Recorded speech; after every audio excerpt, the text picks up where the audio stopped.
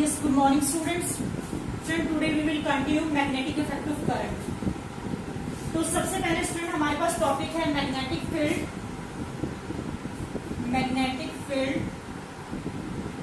Due to a current carrying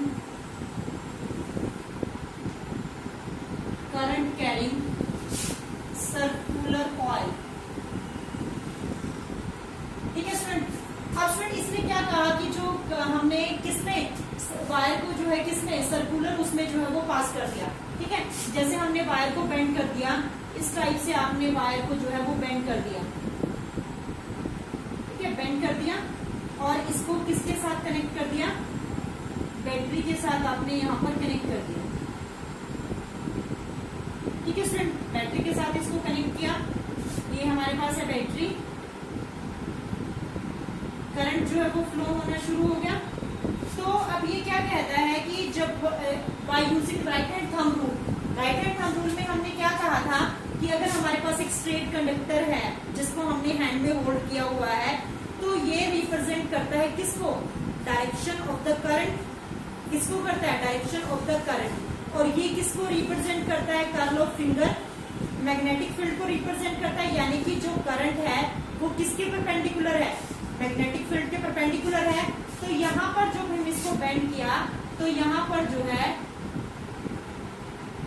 किसकी form में change हो गई है? Concentric circles. यानी कि कॉन्सेंट्रिक सर्कल जो है वो बनने शुरू हो गए यहाँ पर जब हमने एक सर्कुलर वायर के अंदर जो है वो क्या किया? करंट को पास किया. ठीक है स्टूडेंट, तो by using the right hand thumb rule, जो direction of the magnetic field है that is perpendicular to the circular coil. वो सर्कुलर कॉइल के क्या है? परपेंडिकुलर है. तो वो किस में जनरेट हो जाएगी? कॉन्सेंट्रिक सर्कल्स की फॉर्म में जो है क्या हो जाएगी? जनरेट हो जाएगी. Direction inverted from inside and outside the wire. अब जैसे देखो यहाँ से जा रहा है तो यहाँ पर जो है क्या हो जाएगी? इसकी डायरेक्शन जो है वो चेंज हो जाएगी. ठीक है, तो अब ये कहता है कि जो अगर हम प्रैक्टिकली स्ट्रेट उसके बारे में बात करें, प्रैक्टिकली अगर आप स्ट्रेट उसकी बात करते हैं, जब स्ट्रेट की वायर की बात करते थे तो क्या था? स्ट्रेट जो वायर थी वो जो है थंब जो है उसको क्या कर रहा था? करंट को रिप्रेजेंट कर रहा था. ये किसको कर रहा था? कर्ल ऑफ फिंगर को. अब ये यहाँ पर आकर तो क्या हो जाती है? स्ट्रेट हो जाती है. लेकिन इसके आपको पता है कि इसके चारों तरफ ही मैग्नेटिक फील्ड क्या होता है? जनरेट हो जाता है. तो मैग्नेटिक फील्ड जो है वो जनरेट हो जाएगा किसके? इस टाइप से जो है कॉन्सेंट्रिक सर्कल की फॉर्म में जो है जनरेट होगा current carrying circular coil. Is it clear student? समझ में आया सबको? अब नेक्स्ट टॉपिक बहुत इंपॉर्टेंट है, Fleming left hand rule. Fleming left hand rule. Next topic हमारे पास है फ्लेमिंग लेफ्ट हैंड रूल. अब स्टूडेंट हमारा ये है लेफ्ट हैंड. ठीक है, ये हमारा लेफ्ट हैंड है, ध्यान से देखेंगे. ठीक है, तो स्टूडेंट अब ये क्या कहता है कि स्ट्रेच कर लो लेफ्ट हैंड को. ठीक है, हमने क्या कर लिया? स्ट्रेच कर लिया, लेफ्ट हैंड को स्ट्रेच किया. तो ये कहता है कि जो थंब है वो रिप्रेजेंट करता है फोर्स को. थंब किसको रिप्रेजेंट करता है? फोर्स को. और ये फिंगर जो है, मिडल फिंगर जो है वो किसको रिप्रेजेंट करती है? किसको रिप्रेजेंट करेगी? फोर फिंगर मैग्नेटिक फील्ड को. ठीक है, और ये किसको रिप्रेजेंट करेगा? करंट को. समझ रहे स्टूडेंट? तो यहाँ पर आप इसको ध्यान रखने के लिए फादर मदर चाइल्ड. ठीक है, फादर मदर चाइल्ड. हम रिप्रेजेंट किसको? फोर्स या मोशन को. ठीक है, किसको रिप्रेजेंट करता है? फोर्स और मोशन को रिप्रेजेंट करता है. ये वाली फिंगर जो है किसको रिप्रेजेंट करती है? मैग्नेटिक फील्ड को रिप्रेजेंट करती है. और ये वाला जो फिंगर है वो किसको रिप्रेजेंट करता है? करंट को रिप्रेजेंट करता है. समझ में आया स्टूडेंट? सबको क्लियर हुआ? क्या करता है? थंब किसको रिप्रेजेंट करता है? फोर्स और मोशन को. ये फिंगर किसको रिप्रेजेंट करती है? मैग्नेटिक फील्ड को. और ये फिंगर किसको रिप्रेजेंट करेगी? Current.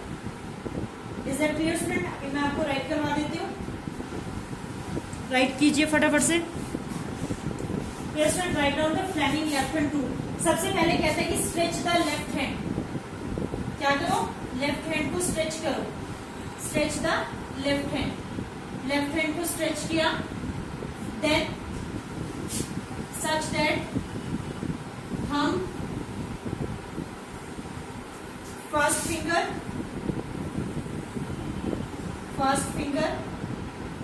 And middle finger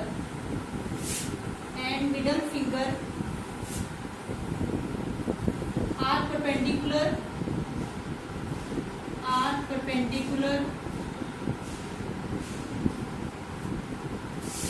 to each other, perpendicular to each other, ठीक है। तो अभी मैंने आपको बताया कि थंब रिप्रेजेंट किसको, फोर्स, थंब रिप्रेजेंट फोर्स, और motion you can say that first finger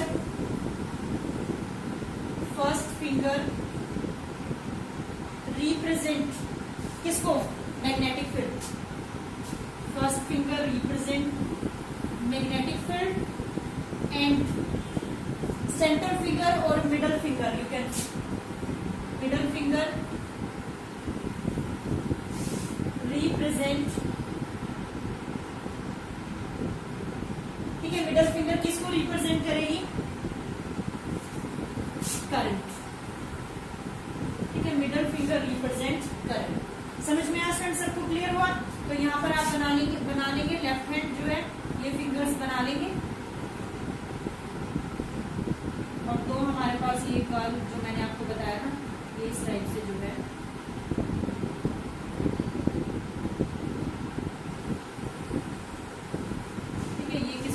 represent कर रहा है, फोर्स को, और ये किसको कर रहा है, मैग्नेटिक फील्ड, और ये जो है लास्ट वाली जो फिंगर है वो रिप्रेजेंट करेगी current. Is that clear student? तो जल्दी से इसको नोट डाउन कर,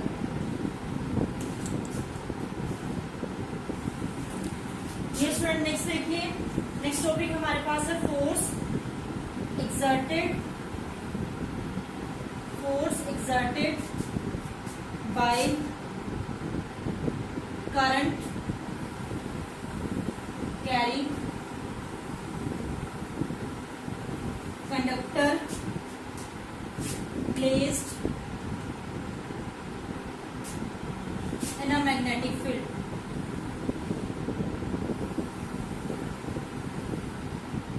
तो देखिए स्टूडेंट, जो फोर्स एक्सर्ट होगा, यानी कि आप ये कह सकते हैं कि कौन से फैक्टर के ऊपर डिपेंड करता है जब एक कंडक्टर को जो है रखा जाता है किसमें, ठीक है, करंट पास किया जाता है उसमें। तो देखिए सबसे पहले हम बात करेंगे कि ये आपके पास है एक स्ट्रेट कंडक्टर, हमने यहाँ पर ले लिया, ठीक है, स्ट्रेट कंडक्टर यहाँ पर लिया, तो ये इसकी लेंथ है, ठीक है, और यहाँ पर जो एंगल होगा वो एंगल हमारे पास है थीटा, ठीक है, करंट इसमें से पास कर रहा है, ठीक है, करंट जो है वो आई जो है इसमें से फ्लो करता है।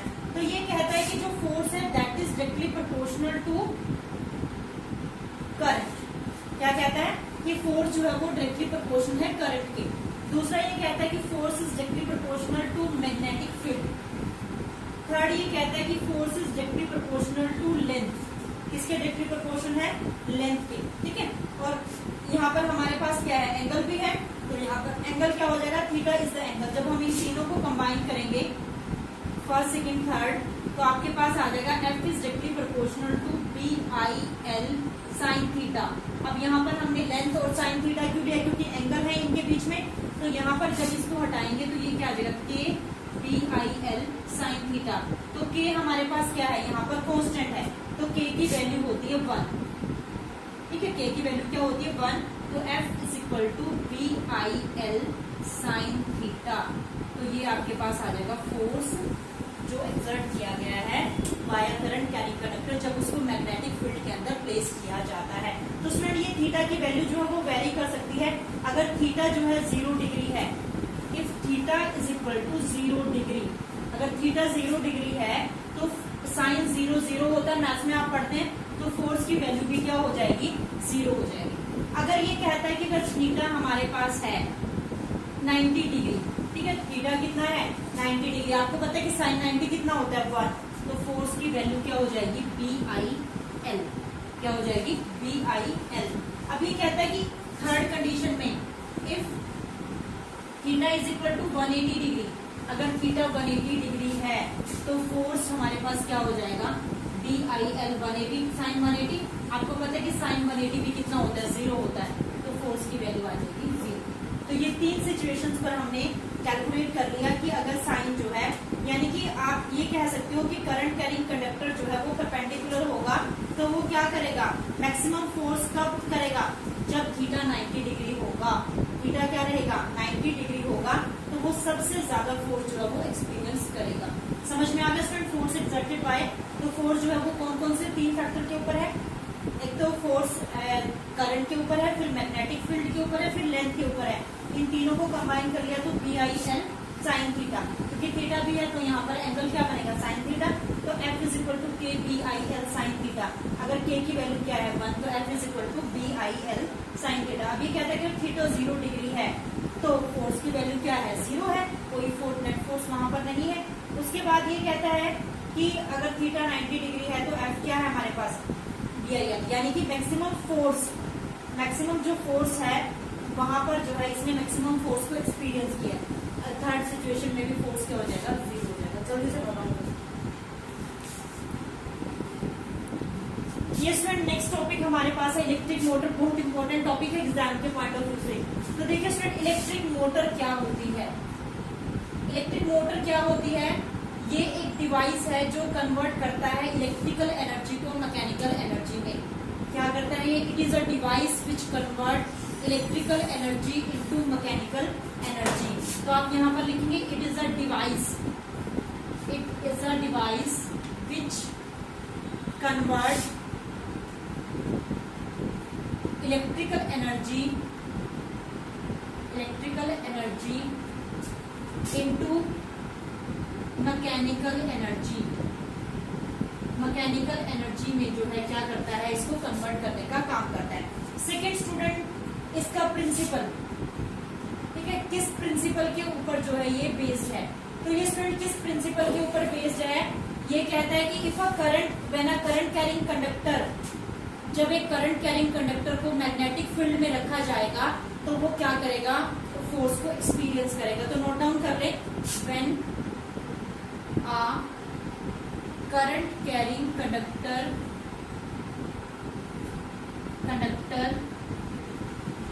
is placed in a magnetic field, then it experiences a force,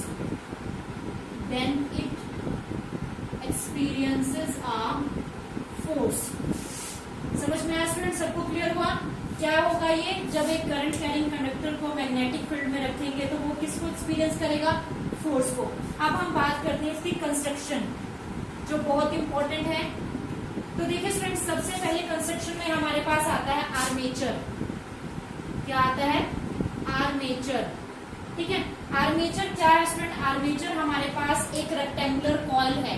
क्या है, एक रेक्टेंगुलर कॉइल है। तो आप यहाँ पर लिखेंगे it is a rectangular coil, it is a rectangular coil ABCD, जिसको हमने किसका नाम दिया यहाँ पर, ABCD का नाम दिया है, which is insulated copper wire, insulated copper wire है जो बाउंड है over a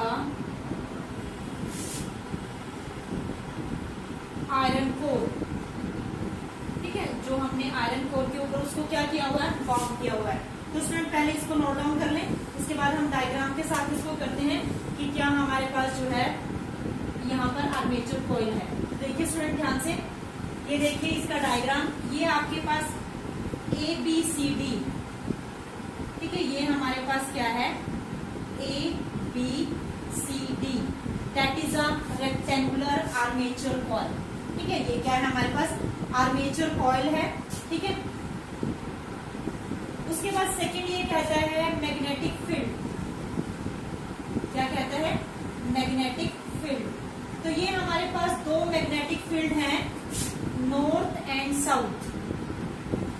north and south. आप क्या लिखेंगे कि there are two magnetic field. ठीक है, क्या लिखेंगे? There are two magnetic field. Magnetic field in which armature coil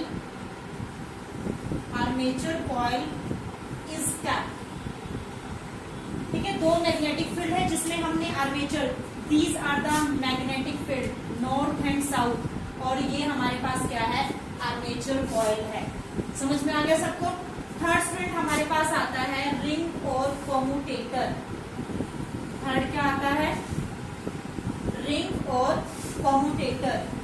third हम यहाँ पर बात करेंगे रिंग और कॉम्यूटेटर। अब ये कहते हैं कि रिंग क्या है हमारे पास? रिंग हमारे पास ये है, ये हमारे पास है रिंग, जिसको हम स्प्लिट रिंग भी कहते हैं। क्या कहते हैं? Split ring. ठीक है, ये आपके पास जो है दो रिंग हैं जो किसके साथ अटैच हैं? ब्रशेस इसके साथ लगे हुए हैं। दो रिंग्स के साथ क्या लगे हुए हैं? ब्रशेस यहाँ पर। तो ये आप हमने इसको नाम दे दिया R1 एंड R2। तो स्टूडेंट यहाँ पर रिंग क्या है आपके पास? R1 एंड R2 जो है वो रिंग है, जो किसके साथ कनेक्टेड है? आर्मेचर के। R1 is connected with the end of the armature A और R2 is connected with armature D, point D के साथ कनेक्ट है। ठीक है, उसके बाद हमारे पास नेक्स्ट आता है ब्रशेस। ठीक है, क्या आता है? ब्रशेस। ब्रशेस जो है वो किसके साथ कनेक्टेड है? किसके साथ कनेक्टेड है? दो ब्रशेस हैं जिसको हमने नाम दिया है B1 और B2। क्या नाम दिया है? B1 और B2 जो ब्रशेस हैं वो क्या काम करते हैं? कंटिन्यूसली जो है करंट प्रोवाइड करने का काम करते हैं। ठीक है, ये यहाँ पर हमने क्या लगाई हुई है? बैटरी का जो है सेटअप किया हुआ है यहाँ पर, और इसको जो है इसके साथ कनेक्ट कर दिया है। समझ में आ स्टूडेंट? यहाँ से करंट जो है फ्लो कर रहा है। ठीक है, इस डायरेक्शन में जो है करंट फ्लो करता रहे। सबको समझ में आया? दोबारा देखो, सबसे पहले हमने आर्मेचर के बारे में बात की। आर्मेचर क्या है? ABCD rectangular coil is armature which is insulated from copper wire bound on a iron, soft iron core जो है उसके ऊपर इसको बाउंड किया हुआ है। उसके बाद जो है इसको दो इसके बीच में रखा गया है। किसके बीच में? नॉर्थ और साउथ मैग्नेट्स हैं, इनके बीच में इसको रखा गया है। उसके बाद ये जो आर्मेचर कॉइल है वो किसके साथ कनेक्टेड है? दो रिंग्स, कॉम्यूटेटर कहते हैं या स्प्लिट रिंग कहते हैं। R1 और R2 दो स्प्लिट रिंग के साथ जो है ये क्या है? अटैच है। ठीक है, उसके बाद R1 जो है वो अटैच है आर्मेचर के A पार्ट के साथ, और R2 जो है अटैच है वो D पार्ट के साथ। उसके बाद इनके साथ स्प्लिट रिंग के साथ क्या लगे हुए हैं? ब्रशेस। क्या लगे हुए हैं? ब्रशेस। अब ब्रशेस का काम क्या है? ब्रशेस का काम क्या है? ये क्या करते हैं? कंटिन्यूअस करंट प्रोवाइड करते हैं। किसको? Armature coil. आर्मेचर कॉइल को कंटिन्यूटी में जो है करंट प्रोवाइड करने का काम करते हैं। और ये लास्ट में हमारे पास है बैटरी। क्या है? बैटरी। बैटरी आपको पता है करंट की जो है सप्लाई क्या करती है? प्रोवाइड करती है। तो पहले इसको नोट डाउन कर लें, उसके बाद आगे करते हैं। ये स्टूडेंट अब हमारे पास आती है इसकी वर्किंग। ध्यान से देखेंगे स्टूडेंट, देखो अब ये क्या होगा? जैसे ही करंट ऐसे फ्लो होना शुरू हुआ है, ठीक है, करंट ऐसे फ्लो होना शुरू हुआ है, तो ये क्या होगा? ये वाला जो पार्ट है ऊपर की साइड जाएगा, AB वाला जो पार्ट है वो कहाँ जाएगा? ऊपर की साइड जाएगा, और CD वाला पार्ट है वो नीचे जाएगा। मतलब कि इनकी जो रोटेशन होगी वो किस टाइप से होगी? ये इस टाइप से जो है हो जाएंगे। ठीक है, जब ये इस टाइप से हो जाएंगे तो यहाँ से जो ये कॉइल है, ठीक है, ये कॉइल जो बनी हुई है, इनका कांटेक्ट भी कहीं ना कहीं जो है टूटना शुरू हो जाएगा। ध्यान से देखेंगे स्टूडेंट, ठीक है। ये क्या हुआ? जब ऐसे जो है फोर्स अप्लाई हुआ तो AB वाला पार्ट ऊपर की साइड गया और CD वाला पार्ट जो है वो कहाँ आया? डाउनवर्ड डायरेक्शन में आया। ठीक है, जब ये डाउनवर्ड डायरेक्शन में हुआ तो उस टाइम पर क्या हुआ कि ये जो है एकदम से आया तो यहाँ से ब्रशेस का कांटेक्ट टूट गया। जब ये एकदम से ऊपर की साइड जाएगा तो इस वाले जो ब्रशेस का कांटेक्ट है वो टूट जाएगा, ठीक है, टूट जाएगा। लेकिन टूट जाने के बाद यानी कि अब तो करंट की सप्लाई क्या हो चुकी है, बंद हो चुकी है, लेकिन फिर भी करंट की सप्लाई जो है वो बंद नहीं होगी, क्योंकि इनर्शिया ऑफ मोशन की वजह से, किसकी वजह से, इनर्शिया ऑफ मोशन की वजह से ये क्या रहेगा, जो है एकदम से फिर दोबारा से किस में आ जाएगा, कांटेक्ट में आ जाएगा। इसी टाइप से फिर ये वाला पार्ट जो है ऊपर की साइड जाएगा, ठीक है, सीडी वाला पार्ट अपवर्ड साइड जाएगा और एबी वाला पार्ट कहाँ आएगा, डाउनवर्ड डायरेक्शन में आएगा। तो जब ये इस टाइप से करंट इसमें फ्लो करता है तो ये किसकी फॉर्मेशन करते हैं, कपल, क्या बनाते हैं, ये कपल बनाते हैं, ठीक है। तो यानी कि करंट की डायरेक्शन भी इस टाइप से क्या होती रहेगी, चेंज होती रहेगी, ठीक है। जब उधर फोर्स अप्लाई होगा ए बी अपवर्ड जाएगा और सी डी कहाँ जाएगा, डाउनवर्ड डायरेक्शन में जाएगा। आपको पता है जिस डायरेक्शन में करंट फ्लो करता है इलेक्ट्रॉन की डायरेक्शन उसके अपोजिट होती है। अगर करंट ऐसे फ्लो करता है तो जो इलेक्ट्रॉन की डायरेक्शन होगी वो क्या होगी, इसके अपोजिट होगी। समझ रहे हैं स्टूडेंट? तो ये क्या कहता है, ये हमें क्या कहता है कि जब वर्किंग होगी तो आप क्या रखेंगे, जब करंट फ्लो करेगा ए बी और सी डी में, ठीक है, एबीसीडी में क्या करेगा, वो मैग्नेटिक फोर्स को क्या करेंगे, एक्सपीरियंस करेंगे, क्योंकि इसको किसमें रखा हुआ है, मैग्नेटिक फील्ड के अंदर इसको रखा हुआ है। तो दूसरे स्टूडेंट आप ये ध्यान रखेंगे कि हम यहाँ पर फ्लेमिंग जो है किसका यूज करेंगे, लेफ्ट हैंड रूल का यूज करेंगे। किसका यूज करेंगे, फ्लेमिंग लेफ्ट हैंड रूल का यूज करेंगे। तो ये कहता है कि जब फोर्स जो है direction A B of coil जो experience force in the downward direction, अगर ए बी जो है वो डाउनवर्ड डायरेक्शन में फोर्स एक्सपीरियंस करती है और सी डी जो है वो किसमें करती है, अपवर्ड डायरेक्शन में फोर्स एक्सपीरियंस करती है, तो उस टाइम पर ये क्या करेंगे, दोनों ही इक्वल और अपोजिट फोर्सेस वहां पर क्या करेंगे, एक्ट करेंगे। जब दोनों ही इक्वल अपोजिट फोर्सेस वहां पर एक्ट होंगे तो ये क्या बनाएंगे, कपल बनाएंगे, ठीक है, क्या बनाएंगे, कपल बनाएंगे। और ये कपल जो है वो रोटेट करेगा क्लॉकवाइज डायरेक्शन में। अगर देखो स्टूडेंट ये ए बी वाला पार्ट अगर डाउनवर्ड डायरेक्शन में आता है और सी डी वाला पार्ट कहाँ जाता है, अपवर्ड में, ठीक है। यानी कि कहने का मतलब है ये वाला पार्ट हमारा, जो ये वाला पार्ट है वो कहाँ आएगा, इस साइड आना शुरू हो जाएगा और सी डी वाला पार्ट जो है वो ऊपर की साइड जाने लगेगा। तो ये किसकी फॉर्मेशन करेंगे, तो यहाँ पर जो करंट फ्लो करेगा वो किसमें करेगा, क्लॉकवाइज डायरेक्शन में जो है करंट फ्लो करेगा, यानी कि ये क्लॉकवाइज डायरेक्शन में जो है वो रोटेट करना शुरू करेगा, ठीक है। तो ये किसकी फॉर्मेशन करेगा, कपल की फॉर्मेशन करेगा। अब कपल की फॉर्मेशन जब करेगा तो ये इन्वर्टेड पोजीशन में आ गया। जैसे मैंने आपको बताया कि यहाँ से इसका जो है ब्रशेस का कांटेक्ट और स्प्लिट रिंग का कांटेक्ट क्या हो जाएगा, ब्रेक हो जाएगा।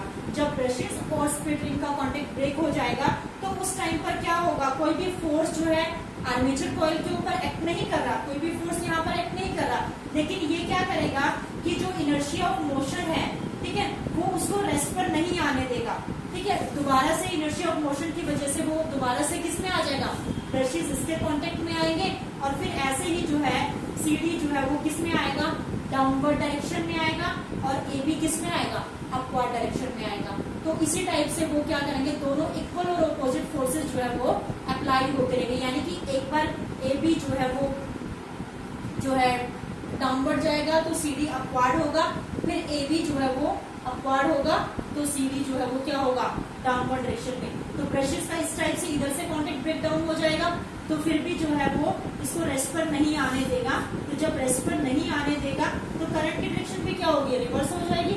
रिवर्स होने से वो किसके जो हमारे पास जो फोर्स एक्सपीरियंस होगा वो एंटी क्लॉकवाइज डायरेक्शन में जो है फोर्स एक्सपीरियंस होगा। समझ में आया स्टूडेंट क्या कहना चाह रही वर्किंग में, कि अगर हम ये हमारे पास सेटअप है, अगर आप क्या करते हैं, अगर हम करंट यहाँ पर फोर्स अप्लाई करते हैं तो जो ए बी है वो डाउनवर्ड डायरेक्शन में, सी डी जो है वो किस में जाएगा, अपवर्ड डायरेक्शन में जाएगा। तो दोनों इक्वल और opposite forces are acting there, दोनों किसकी फॉर्मेशन कर रहे हैं, कपल बन गया। यहाँ पर ये वाला पार्ट का कांटेक्ट ब्रेक डाउन हो गया, ब्रशेस का आर्मेचर कॉइल के साथ कांटेक्ट खत्म हो गया, लेकिन इससे करंट की सप्लाई भी क्या हो गई, बंद हो गई। कोई भी करंट यहाँ पर काम नहीं कर रहा, लेकिन उस टाइम पर जो है इनर्शिया ऑफ मोशन की वजह से ये दोबारा से इसमें किसके कांटेक्ट में आ जाएगा, ठीक है। इनर्शिया ऑफ मोशन की वजह से किसमें आ जाएगा, इसके कांटेक्ट में आ जाएगा। जब ये इसके कांटेक्ट में आएगा तो करंट जो है वो फिर से सप्लाई जो है होनी शुरू हो जाएगी,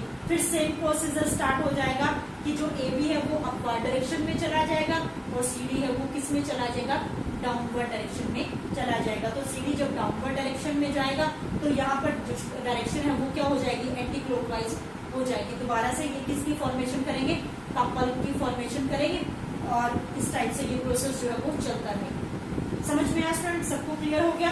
अब हम बात करते हैं इसके यूजेस की। तो स्टूडेंट आपको पता है कि जो मोटर है वो कहाँ कहाँ यूज की जाती है, इलेक्ट्रिक मोटर का हम कहाँ कहाँ यूज करते हैं।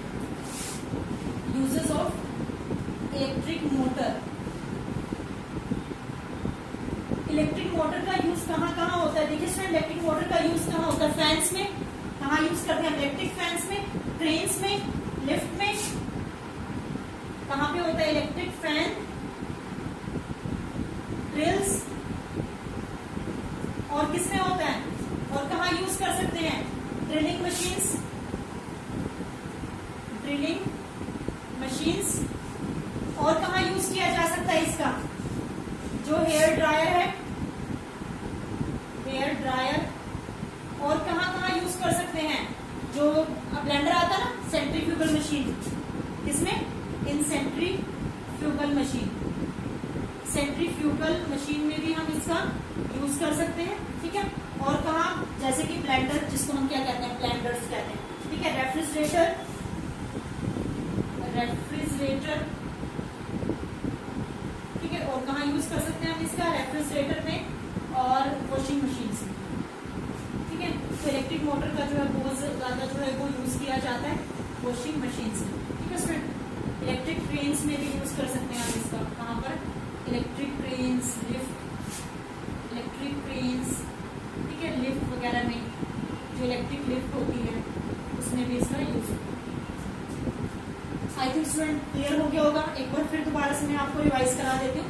सबसे पहले हम बात करते हैं कि इलेक्ट्रिक मोटर क्या होती है। इलेक्ट्रिक मोटर क्या होती है, which convert electrical energy into mechanical energy, उसे हम क्या कहते हैं, इलेक्ट्रिक मोटर कहते हैं। सेकेंड स्टूडेंट, ये हम बात करते हैं इसके प्रिंसिपल के ऊपर। किस प्रिंसिपल के ऊपर ये बेस्ड होती है, जब हम करंट पास करते हैं।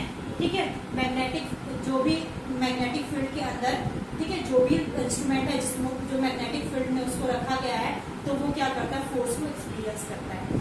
उसके बाद हमारे पास कंस्ट्रक्शन है, that is most important point, जो एग्जाम के पॉइंट ऑफ व्यू के अकॉर्डिंग जो है ये ज्यादा इंपॉर्टेंट टॉपिक है। आर्मेचर, आर्मेचर मैंने आपको बताया कि ABCD is a armature coil which is in a rectangular, which is insulated copper wire. ठीक है, किसके ऊपर, सॉफ्ट आयरन के ऊपर जो है उसको बाउंड किया हुआ है।